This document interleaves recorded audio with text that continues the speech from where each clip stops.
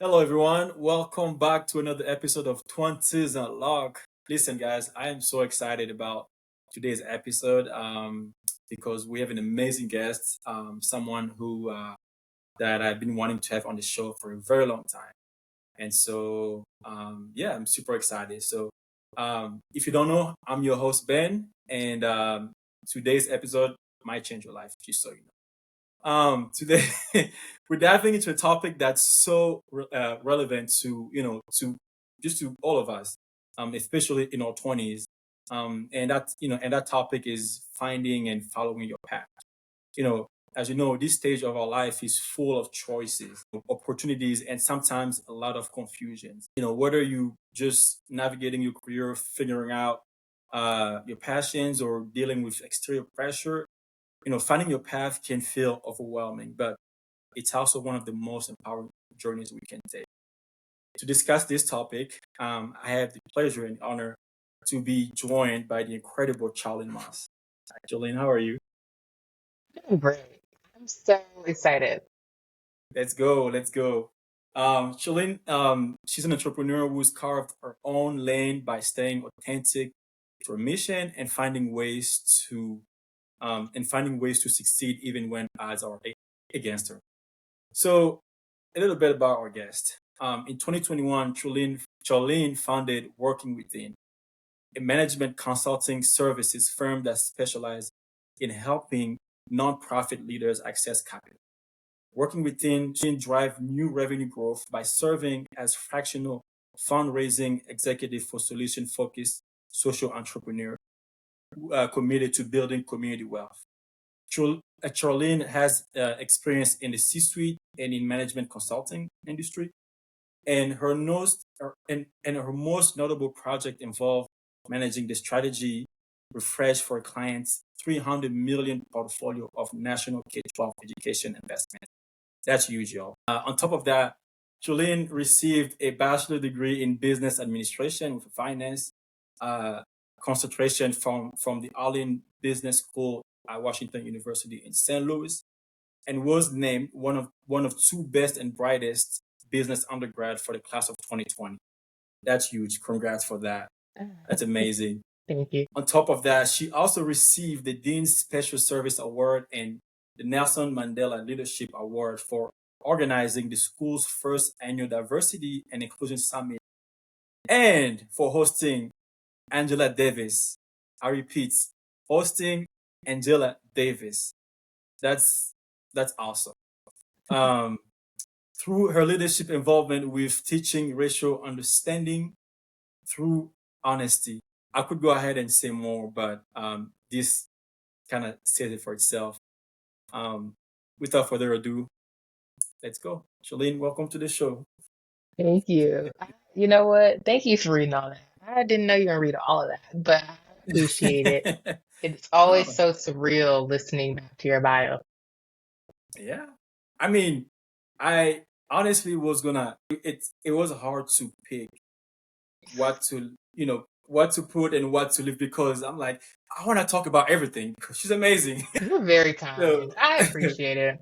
So no, no, you're doing great things, and I'm really excited to kind of go in deep and talk about it. Yeah. So my first question: what is it that pushes you? Oh man, what is it that pushes me? Okay, so part of this is just how I think I'm wired. I don't know what it is about me and how I was raised, but I just find it very difficult to be comfortable. Actually, I know Mm, what it is. I grew up moving around the world as a military brat. So comfort is not actually familiar to me. It feels very unfamiliar. And I mm, don't like being in environments where I can't continue to excel and improve. Add to that, having a dad who was a military officer for like 30 plus years in the Army, wow, leading teams. And so I kind of grew up with an executive leader as a father. He was also a father, but you know what I'm saying. oh, And he was coaching soldiers his whole life effectively through the transitions and the dedication it requires to be in the service. And mm, then finally, what I think about the most and the why for everything I do, even though they don't really, I think, fully understand this.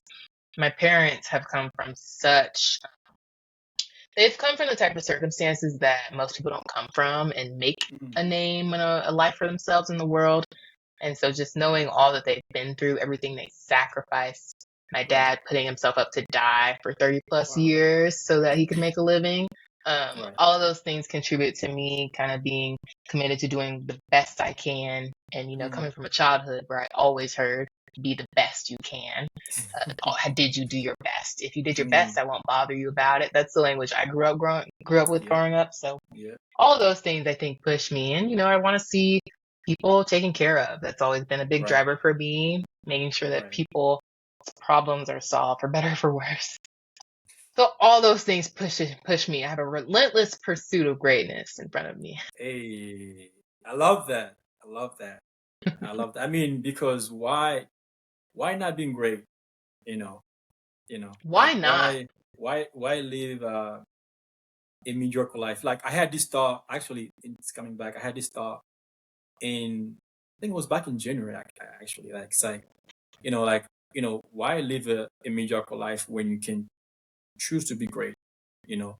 So I think that mindset it's really something that I admire from you. Hey.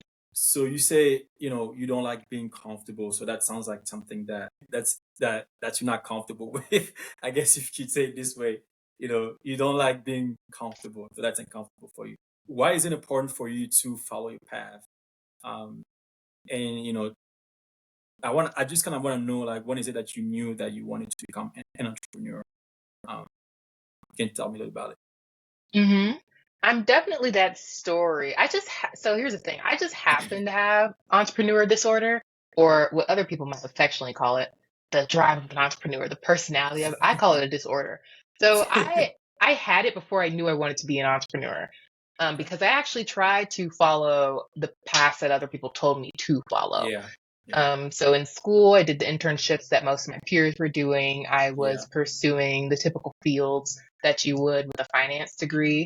Yeah. And I entered those situations. And then once explicitly, I was almost in investment banking. It was basically in investment banking at a Yeah. large national bank. And I was working 60 hours a week as an intern. Oh, Mm. man. And I was in the office till 10 p.m. and always eating dinner at the Oh. office and coming back to work. And I didn't like that experience. And then I had a few other professional experiences after I graduated school that really just showed me that I couldn't succeed where I was being planted. Yeah. And however, and despite the fact that people were telling me to go plant myself at these places. And so those combination of factors, and then just again, the entrepreneur disorder I have, which for anyone listening is really just the sheer willpower Yeah. Yeah. and almost an arrogance to think that you can do something better, You have to and be. you have to be. And then also just this kind of innovative disruptor rebel streak Yeah. that makes you really comfortable with kind of doing something new. Yeah. So all of those things brought me to wanting to be an entrepreneur. But what really tipped the iceberg for me was someone asking for my help. That's honestly what Wow. started the business. I did not Wow. even have a business plan together. We weren't even making money. I had a podcast, and then I spoke at an event and somebody asked me for help, and that is how this really started. And if you know me, I can't resist someone asking me for help. I know. So yeah, that brought me. When did that person ask you for help, and what kind of help was it? If you don't mind talking about. Yep. So in October 2022, Okay. actually in September 2022, I was Okay. speaking at the Black Box Summit hosted by the Black Business Initiative, Okay. and one of my friends and previous mentors was in the crowd. So was our first client at Working Within.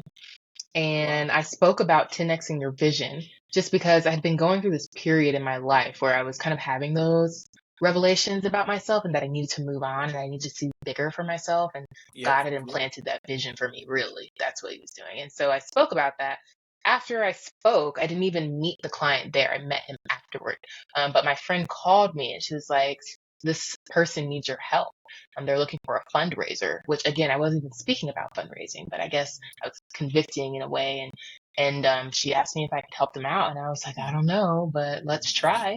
That's when I put my first proposal together, a lot of firsts, Wow. and ended up working with that client for 18 months.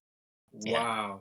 So hmm did you know how to make those proposals? Like, was it like a contract, or did It was a you? contract. Did you just YouTube it, Google? Because I'm assuming back then you don't have you probably didn't have a large Nothing. team. It's Nothing. just you, so Yep. you didn't have a legal team. So how did you even make up come up with those contracts?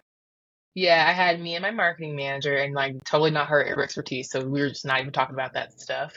I Googled and piecemeal together some things about what information I thought they would need. This is where my people skills come into effect.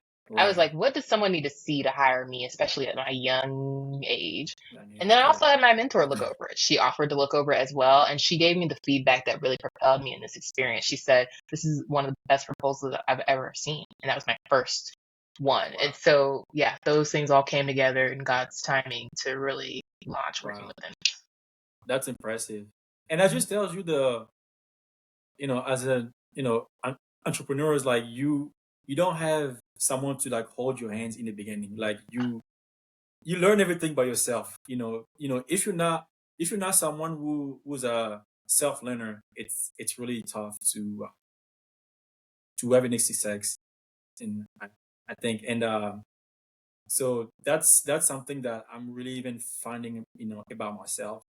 Like I said, like with me, like being in real estate, I there's so much that I'm just figuring out as I go. Yep. I'm just googling stuff, YouTubing stuff, and chat GPTing stuff. I don't even know if that's the word. But you just learn as you go. So that's a good skills to have.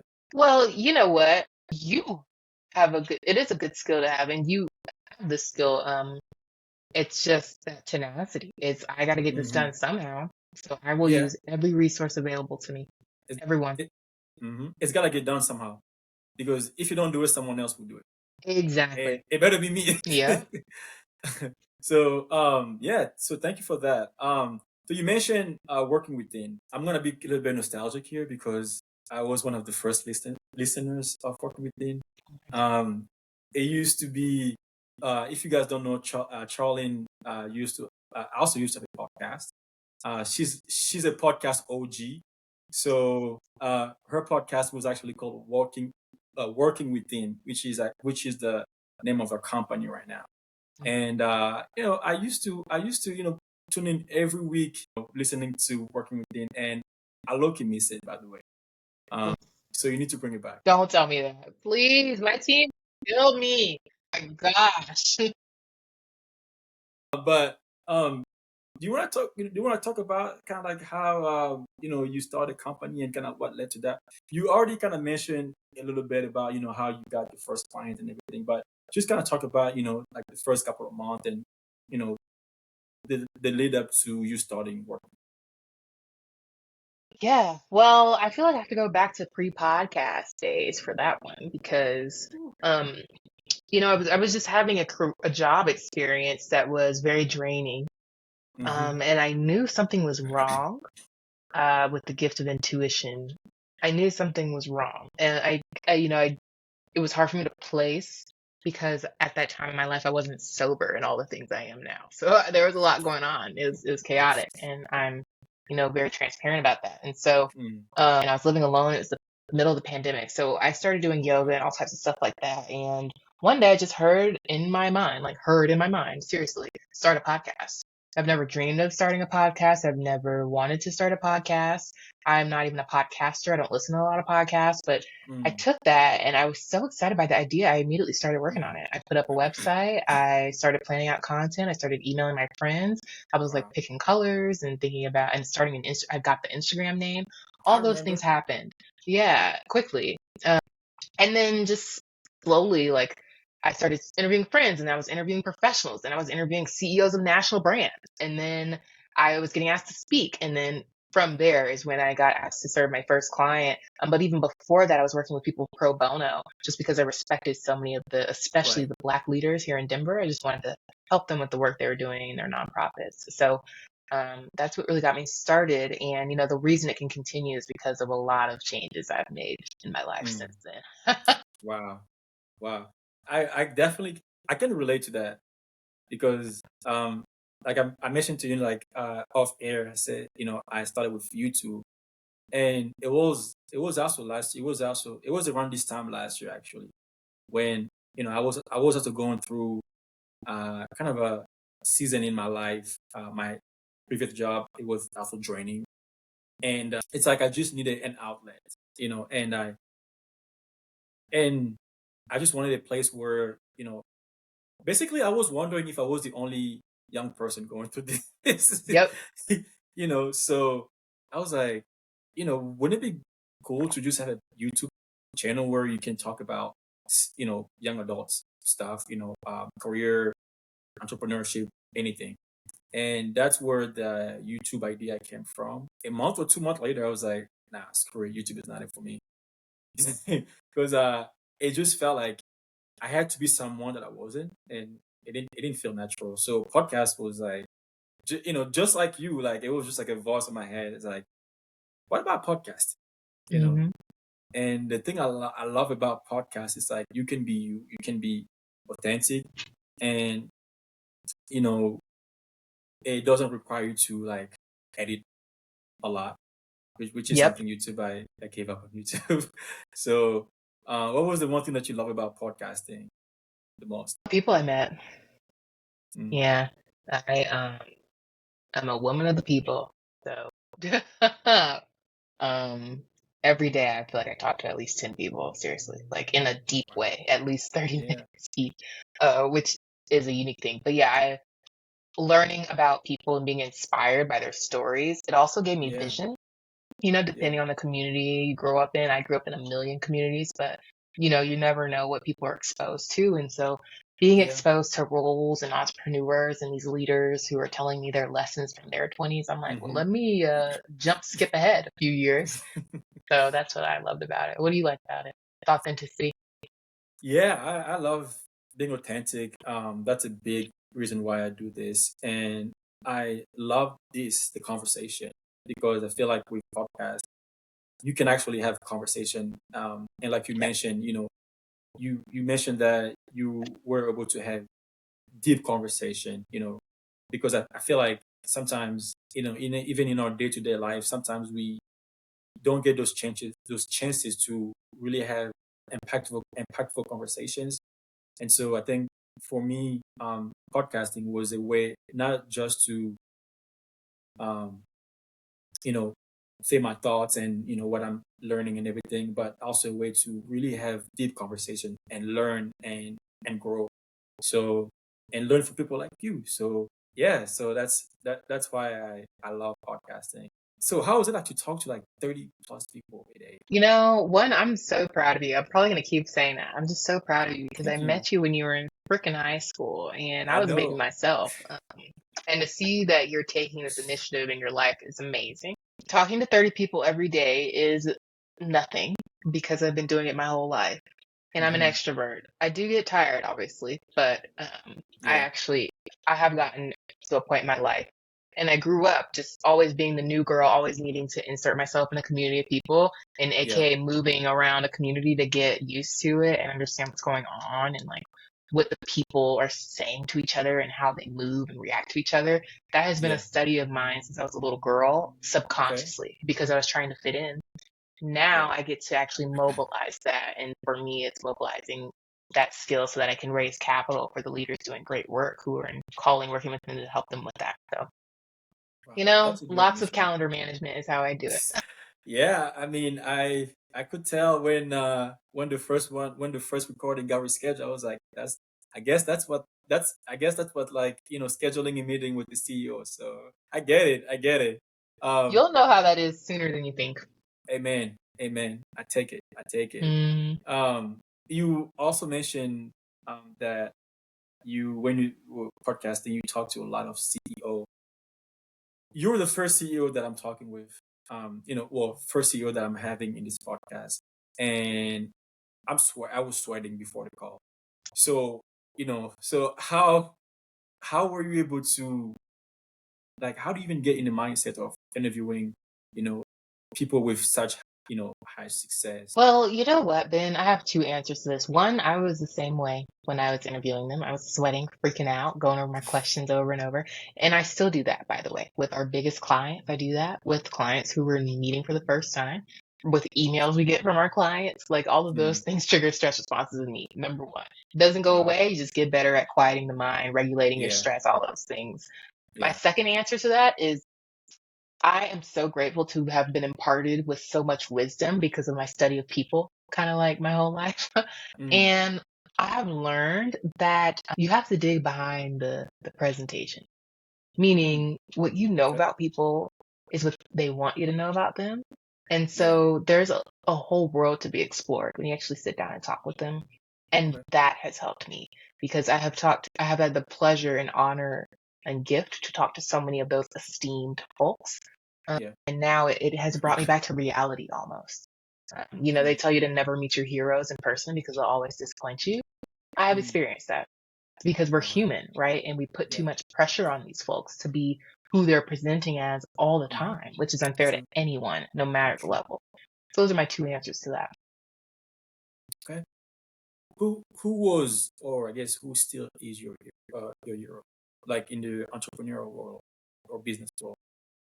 Who's the Who's your hero, or oh who used to be?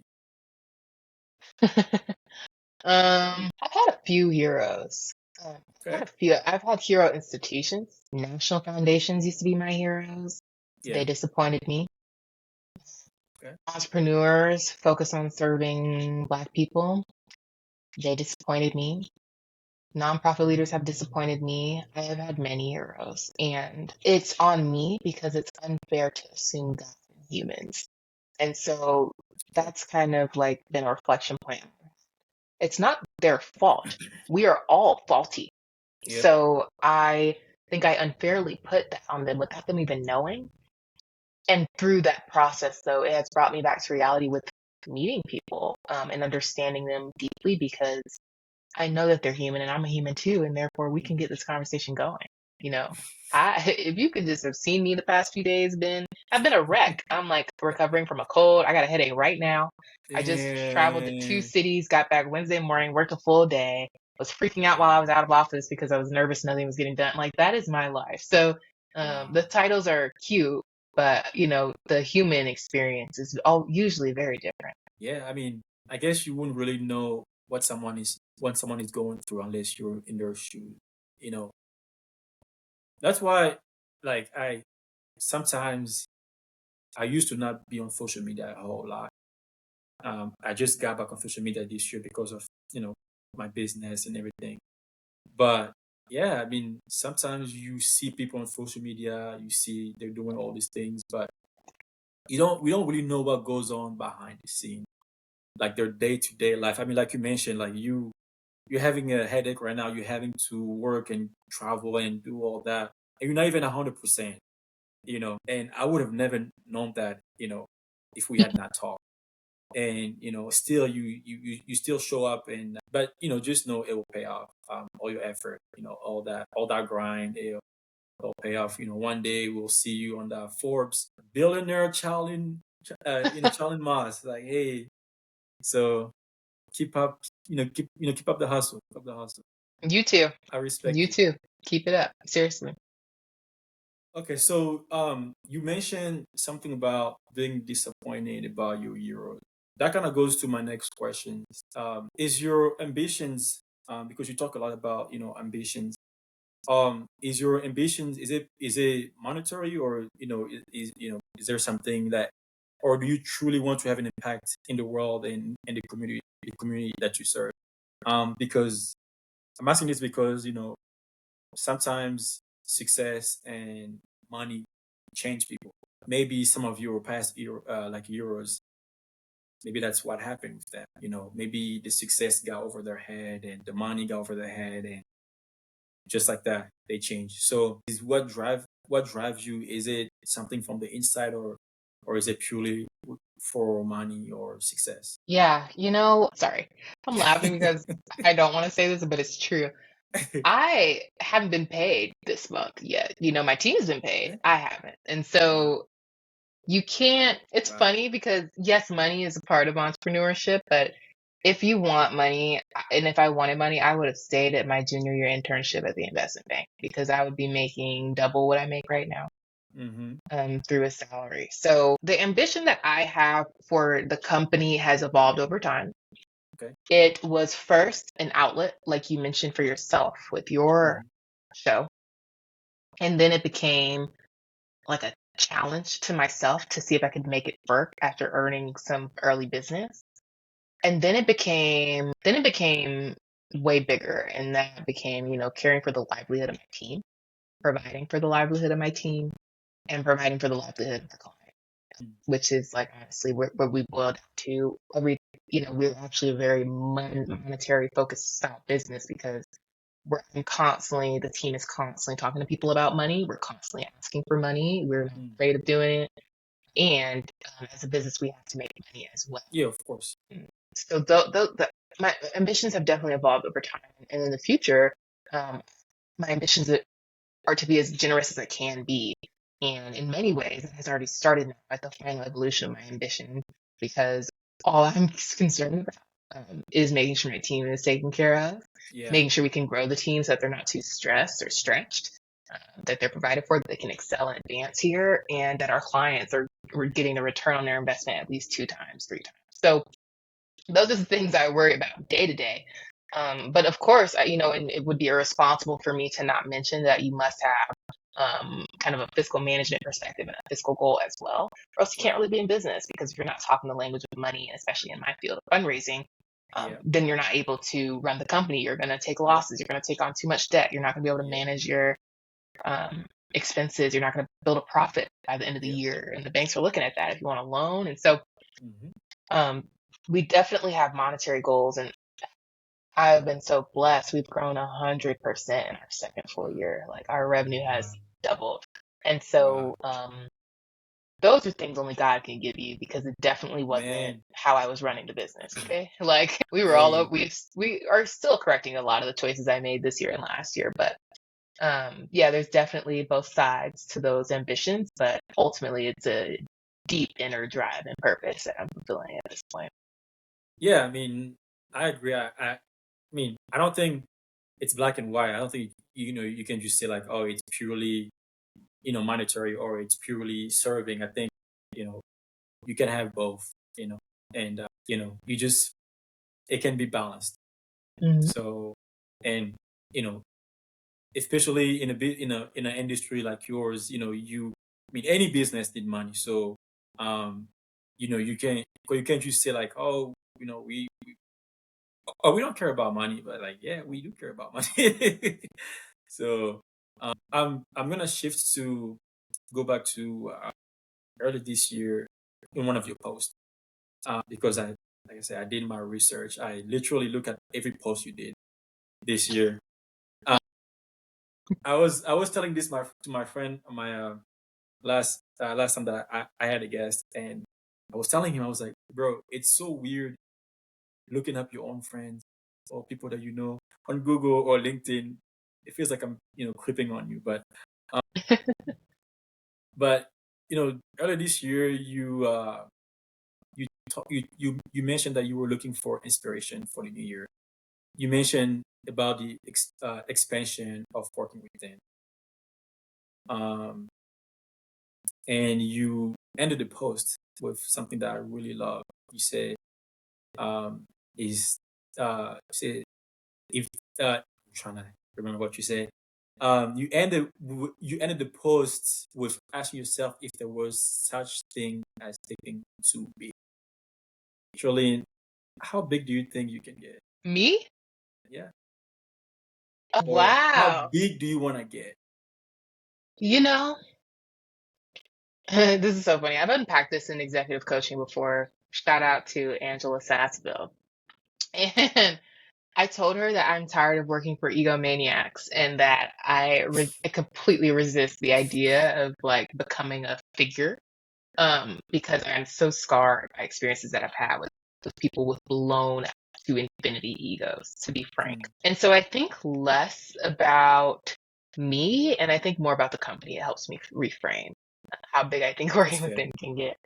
That's fair. I've honestly thought about a lot of things, just because I honestly have a deep feeling in my soul, and it makes me teary-eyed that God has put me on here to do some big, scary, terrifying things.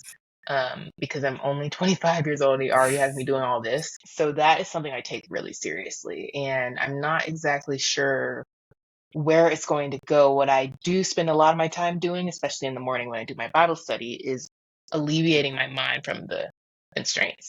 And so, for instance, I would love to be on like broadcast television one day, and like have a Hey, TV show, yes. now that I think about it, because I'm good at talking, I learned from the podcasting.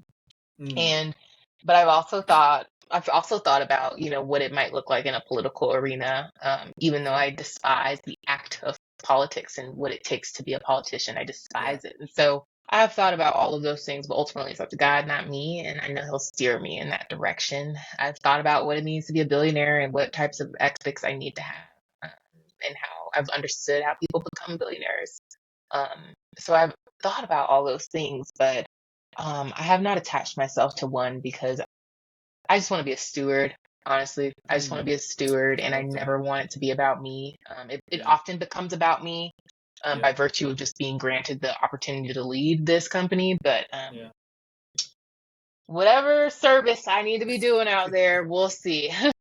Whatever God sends you. Yeah, yeah. No, I really think, I listened, I heard this somewhere. Entrepreneurship is really about serving. Yep, So I think if you get caught up with, you know, um, profits and things that's outside of serving, you definitely get burnt out, or you just, it's not gonna work. I think because, well, for my quick story, I wasn't always, I always never didn't have that mindset of entrepreneur. Just like you, I came from a family, uh, they say true, they say like there's just one path to success, especially coming from an African family. You come in the United States and they tell you either become a lawyer, a doctor, engineer. That's how you make yep. money. Hmm. So, and you go to school, you graduate, and you realize, shoot, that's not it. And you start thinking about business, and you're like, you know what, I just want to make money. And then you quickly realize it's not just about the money. There has to be something more that pushing you from the inside. And one of the reason that one of the reason that I love about you and about what you do is that you are a person of the people. You know you God put you on earth to help people and help communities. And so when you're helping people, you always gonna make money.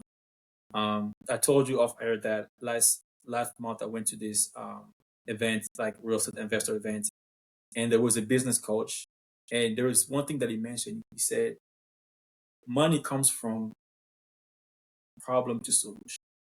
Yep, That's and he calls it the flow of money. yep. It's So yep, when you figure out, when you can be, I guess it's cliche, but when you can be a problem solver, you're gonna make however much money you want. And so I think that's the mindset that I've been trying to have even for myself, and to not only think about money, I love especially that. being in real estate. Yeah, So well, off air, I told you about my boyfriend and just how he's been able yes, to build his practice. And if you can solve the solution better than other realtors, like I yes, believe he does, the problems will keep coming mm, to you to solve, and you don't have to yeah. search for the problem anymore. I want the problems. Send me the problems. No, I'm not saying I don't want problem. But I want the business problem. Bring it Yeah, to yeah, yeah, me. yeah. um, let's switch gears to you mentioned about being young. Yeah. Um, One of the main reasons why I created this platform is because I wanted young adults, especially people in their 20s, to have conversations like this. Talk to me about some of the challenges you have faced. Being the youngest in your own word, every room that you walked in. What's Yeah. that like? If you have some self-doubt going on, which is natural, it can be really detrimental to that because you'll just pick up on all those cues and things people do when they think you don't know what you're doing, Hmm. because they're looking at you and assuming your age. People assume I'm a student all the time, Wow. um, which, I'm fine with, honestly, because this aging thing for me is going to go well. Hey. Uh, no, but seriously, it is a challenge that I think I will face for a while and be Yeah. mitigating for a while, even mentally, just because I've run into situations frequent, whether it's my a wealth management banker I just tried talking to, whether it's I'm at a conference and people assume like, oh, what she's running must not be legit. Look at her, she's like 18, Wow. and it just and it's not their fault. Everyone has these first impressions that help them sort the overwhelming world we live in. But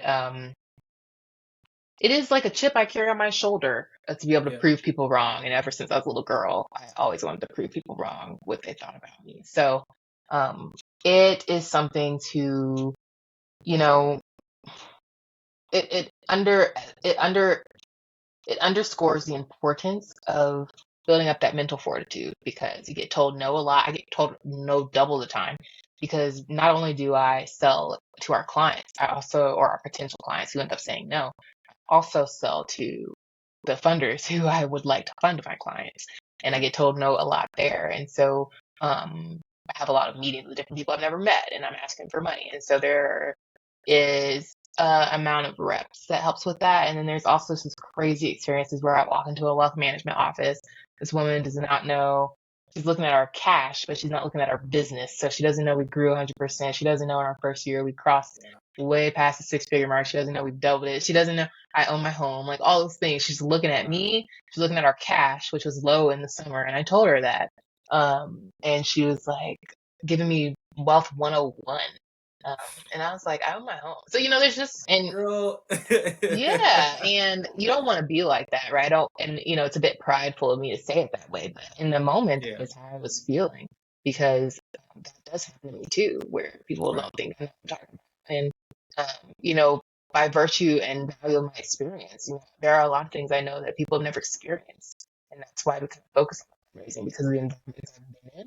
And so it just takes recognizing the value of your own experience and wisdom, Yeah. despite what the world might be telling you about it. And I'm so troubled by what the world tells 20 somethings. They tell you to mess around and waste your Mm. time and go get drunk every Preach. weekend and Preach. party and spend Preach. your money. That's all Preach. they freaking tell you. And I Preach. think that's a disservice, because it's the most ripe time for you to be building what you want to eventually Yes. step away Mm-hmm. from at the age Mm-hmm. when everyone else will still be building. So, Wow. That was you just dropped the mic. That was I there was like three things that I took away from that. First, just like you said, people telling like, your 20s is the time to party, it's the time to mess up. It's time to well, it is the time to mess up. But basically, like, they don't tell you enough about the building wealth and building your life, because whatever we do today, it's gonna stay with us, 10 years, 20 years. And so, if you're listening to this and you're in your 20s, please don't just stick around with drinking and partying. Now it's time to take your life serious. Do you ever get tired? sorry. I'm sorry. What do you mean? I'm tired right now. Like, I'm do you tired ever get all the tired of time. convincing people that you actually, you know, can bring value to them? Yeah, I get tired all the time. Ben, I am tired all the time. And I don't mean that in like a feel bad for me way. I just Yeah. mean every day. It's almost like I compare myself to an athlete. I'm not gonna lie to you. Every day I have to push myself to the maximum, because I'm Mm. squeezing every bit of return I can from my young, shaky but stabilizing company that feeds five people. And so I am tired by just knowing that. I'm tired by wanting my team to have an excellent culture that they work Mm. at and nurturing that every day. I'm tired by um, the demand and the pressure I put on myself to serve our clients at an excellent standard. I am tired just purely because of my schedule and how early I have to get up to set my mind before I deal with the 20 things that are going to pop up that day. I am tired because of the speed of which you manage a startup so that you can squeeze every return you can out of Yeah. it for the sake Yeah. of the company. Yeah. I'm tired of the constant shifts. When I know something about the company, I have to learn something else. And so there's plenty of things. And I'm tired also of the discipline I have to maintain to even keep this running. Like, do I wish I could go like have a rager at the bar in the middle of the week? Sure. Do I have those impulses? Do I want to go max my credit like I used to and take a big trip to somewhere? Sure. I have all of those desires. I'm still human. Do I still want to smoke a joint? Yes. Even though I'm clean for a while now. And so I'm also tired of that. I'm tired of, you know, really having to maintain that for the sake of myself, the company, my spiritual health, everything about it. So, of course, is it all worth it? Yes. Yeah. Yeah. Absolutely. So basically, you're saying being disciplined is exhausting. Yeah, it absolutely is. If you're someone who who love to be disciplined and got goals and is on a path to self development, you can definitely testify to that. It's harsh, but I know that you can always find time to relax. So take care of yourself. Don't let no. I mean, I'm saying this as someone that I've known you for a while. I know entrepreneurship, especially in the beginning, it can be overwhelming. You gotta put in extra hours in, but don't forget to take care of your physical, mental, and spiritual health, and which you already do. You say every morning read your Bible, you have a whole morning routine, which I do too, at least 45 minutes before I get started, just to be with myself. So I That's so completely. amazing that you're already doing that because it took me a long time to start doing that. I think I started that this year, so you're super ahead of me. I just feel like at some point it's you need it. You need it because your days just there's just everything. There's a lot like just like thrown at you. So like to keep some sanity, you need some time for yourself. So Yep. what advice would you give to a 20-something-year-old right now? You know, looking to start a business, or if they already have a business, how to manage a Yeah, team, how to scale, how to be a boss. to be a boss. I wish someone told me. No, man, what advice would I give? I think that I would first endeavor every 20 something to create their list of values.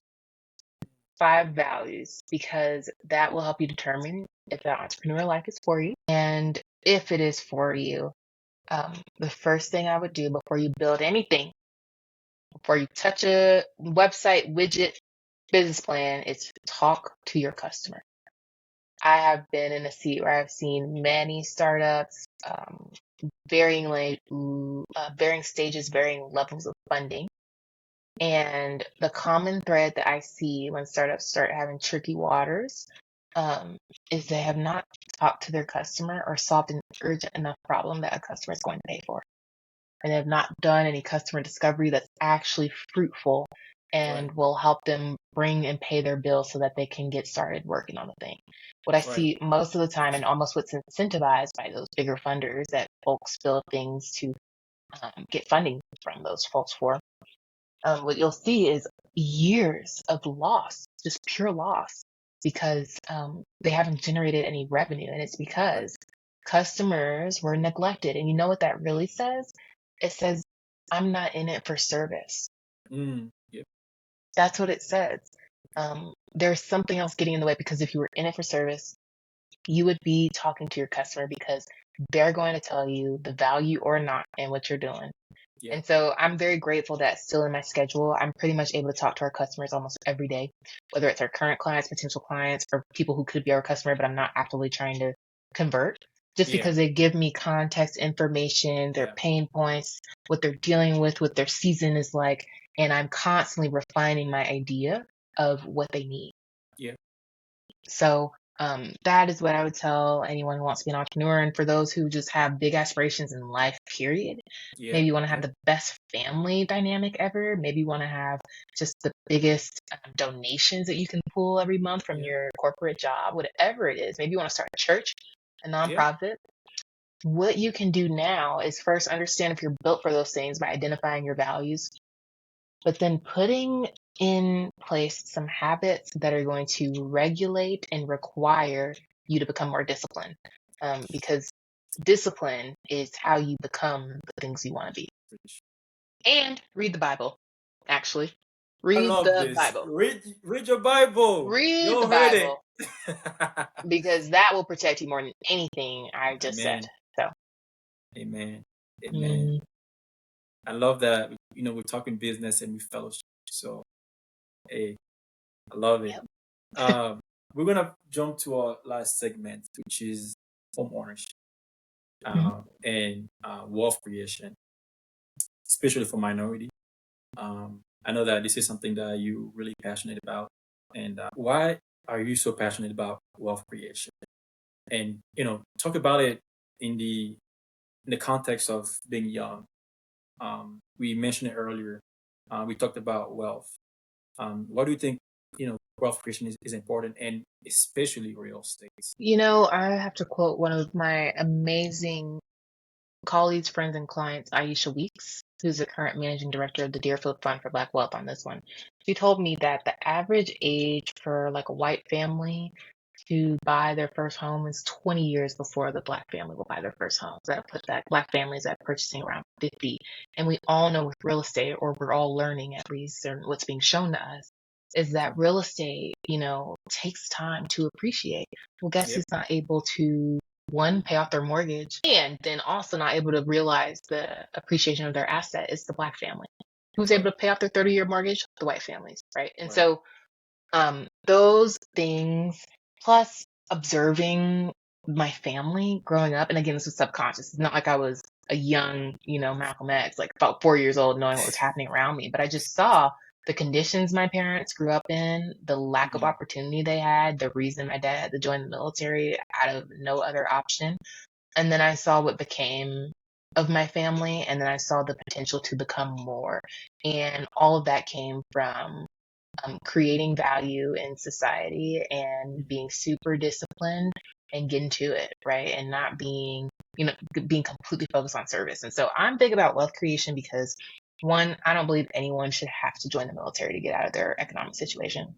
I think that's crime that we're sending young men to go die effectively so that they can escape some economic situation they're in. That's number one, because I love my dad and I love my mom.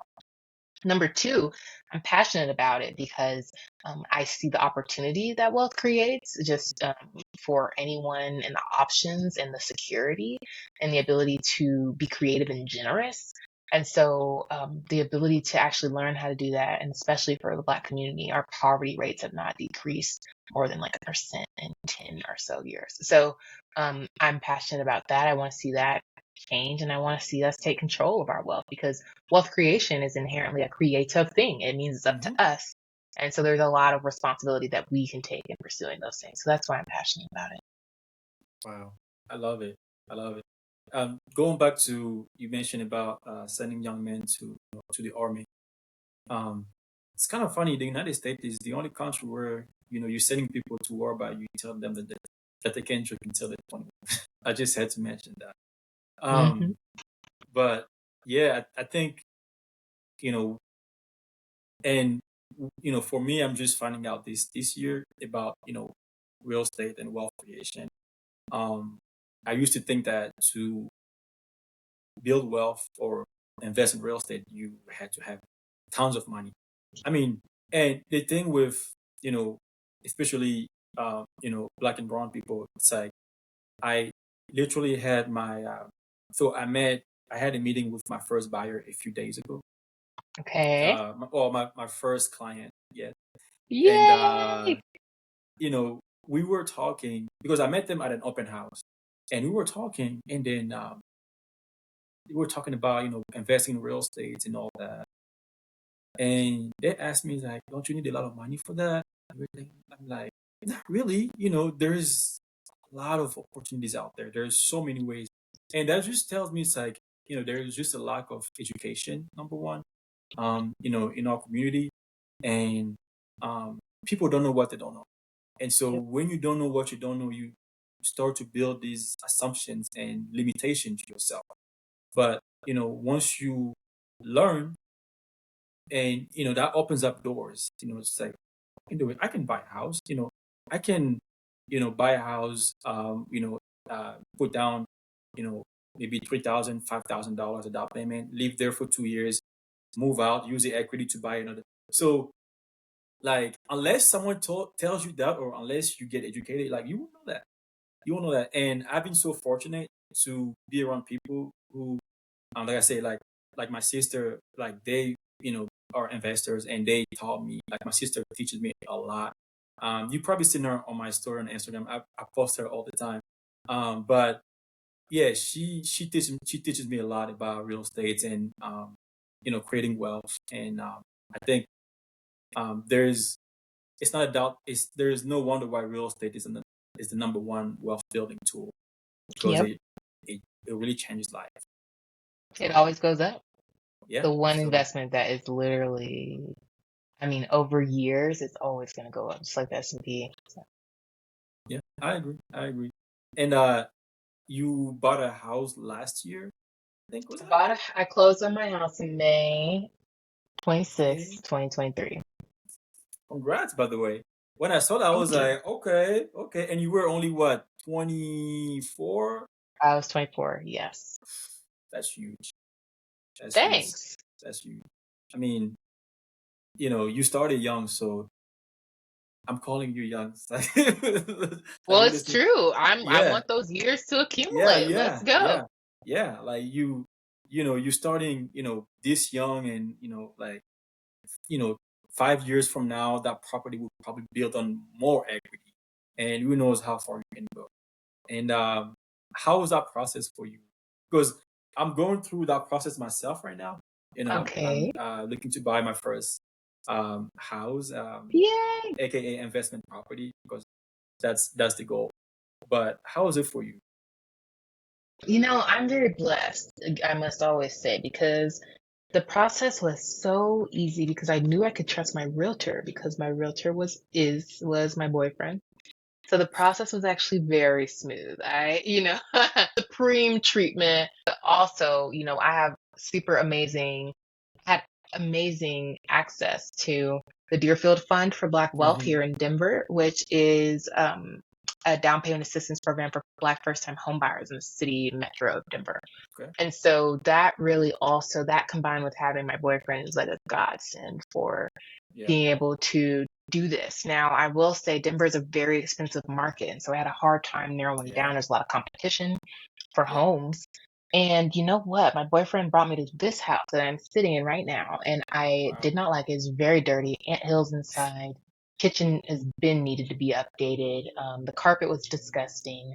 Like there were a lot of things wrong. There were no lights in a lot of places. Yeah. And by literally the grace of God and just his influence in my life, I ended up closing on this home, and like within a month, we completely transformed it. The new carpet, sealed the kind of bottom, redid the kitchen. Had my cousin, who's an amazing interior designer, and my mother as well, come and interior design the heck out of my Wow. home. And Wow. my office, my cousin created for me, and it's amazing. It's just where I do all my work. So I've been very blessed to have a lot of help from my family, from my boyfriend, and from the institutions around Denver.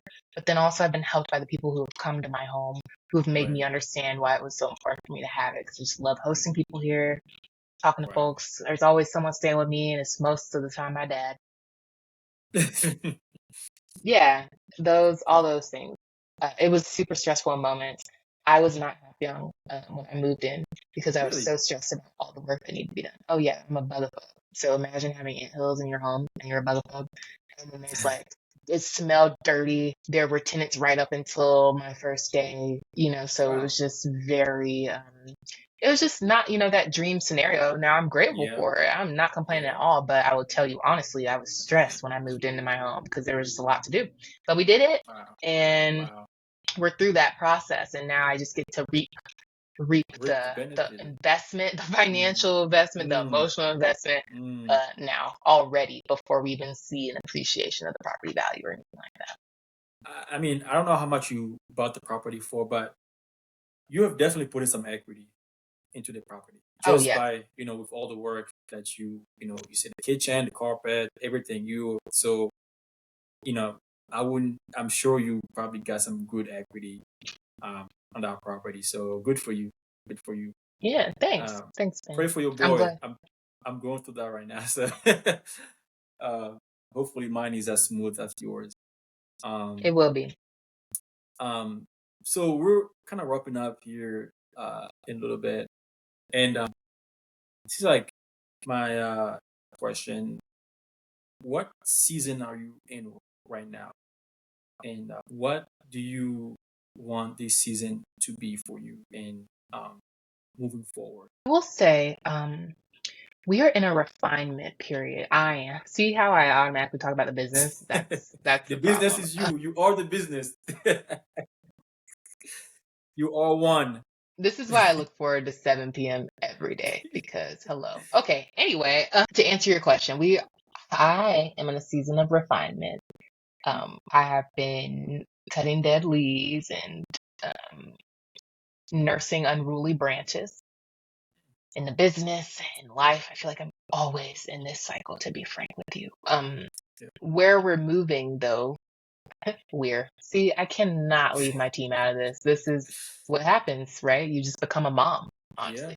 But Mom where we're Charlyn. moving, I actually do. I'm grateful I have this experience because I really feel like it's practice for being a mom, Mm, honestly. But no, what we're moving into is pushing past our limits.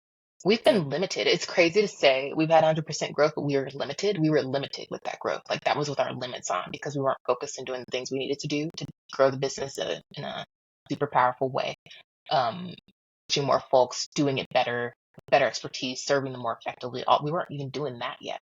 So I'm extremely excited for 2025 because I know we're going to push past our Let's limits. We go. are positioned to be in 3 more states at least Let's go. already in the Let's next go. year. It's probably going to double by the time the year ends or triple. So Yeah. honestly, I again tear up when I think about this stuff because I'm just so grateful. And also, it's going to be a lot of work, and I'm already feeling. I'm not that type that worked 80 hours when I started. I still don't do that, but now I am starting to do that because we're just on a track. I've been Mm. put on a track, right? And I'm just seeing one step in front of me because God does it that way. Pushing past limits. That's our theme. What about you? For me, elevation. Mm. That's something that I've been having for a month now, and I on my birthday I made a video about that. I said this season is for it's about elevation. Could be in my spiritual life, personal life, professional life. In everything that I do, I want to elevate myself, especially like in the type of conversation that I just have and the type of relation that you have in your life. Because I think I'm also going through a period of you know slowly cutting dead leaves, things that's not really benefiting me. It could be people. Not to Yep. say that I'm just cutting off people like left and right, You know but what? But sometimes you have to. I'm you not even have gonna to. front. Yeah, I'm gonna yeah, tell all these people. Sometimes you really just have to, and that's okay. yeah. But please continue. Yeah, no, I agree. I agree. And I'm definitely in that season where I feel like, okay, I'm 26 now and I need to elevate myself. I just like you, I, do not I'm really despise mediocrity, and I'm really feeling it now. And I just wanna go to the next level, you know. That's the mindset that I'm in right now. And that's what I'm striving for. And that's why I'm challenging myself to have to talk to people like yourself, and talk to people who are doing stuff, because there's a difference between just talking and dreaming and actually doing stuff. So the more I'm talking to people who are actually making having an impact, people are who are um like in the meat, doing stuff in the community. That's where you learn, that's where you grow. And I'm just trying to soak in as much and grow as much. So 2025 for me has already started in that mindset. So That's awesome. I'm so glad to Yeah, hear that. So proud. This is thank you. awesome to see you do this and believe this for yourself and push forward in these ways as you're pursuing so many other things. So this is awesome. Appreciate it. Appreciate it. Mhm. Well, we've come to the end of this podcast. Kind of sad. I really enjoyed this. But any last word? I'm just so grateful that you wanted me to come be on your show. I'm honored. I've been watching you and seeing all that you've been doing throughout the year. So I'm excited for you to really take your stride. So I'm honored to be a part of it. Thank you. Thank you. Appreciate it. And likewise, I mentioned you're someone that I admire. And hopefully there will be a working within St. Louis branch. Just finger. We're working Um, on it. I will tell you that. okay. Okay. We're Okay. working on it actually. Like Okay. literally Okay. today. I'm waiting. I'm waiting for the post on LinkedIn. Oh, it's coming because you know we're gonna post it. Mara's gonna post it. Okay. I'm waiting. I'm waiting. But yeah, I like I said, I admire you, and I think that you're gonna. And this is only the beginning. We're gonna read about you in books, and we're gonna see you on TV. So this is just the beginning. And I pray that God be with you, and that that He always, watch over your business, and Thank you. watch over your life. So keep killing it, keep being you, and keep. Thank you, Bid. Thank you, Bid. I'm gonna add you to my prayer list too because like, we can't just have this one-way prayer. So I really Mm, appreciate that and receive it. I'm so glad that you are having your relationship with God through this process because it's really gonna steer you in the right place. So thank you amen. so much. Thank you, listeners. This is awesome. Thank you, thank you, thank you. All right, guys, thank you for tuning in. If you're new, please subscribe. If you like it, please share. Please comment. Oh, by the way, where can we reach you? Do you have any social media? Yes. So you can find me on LinkedIn, Charlyn Moss, CharlinMoss. Okay, My email is charlyn at workingwithin.net. okay, And yeah, you can reach me all those places. Probably more, but that's a good start. okay. Yeah, yeah, for sure. I'll make sure to have all that on the description or somewhere so that people can follow. So, Perfect. with that being said, thank you guys for tuning in. I'll see you all next time.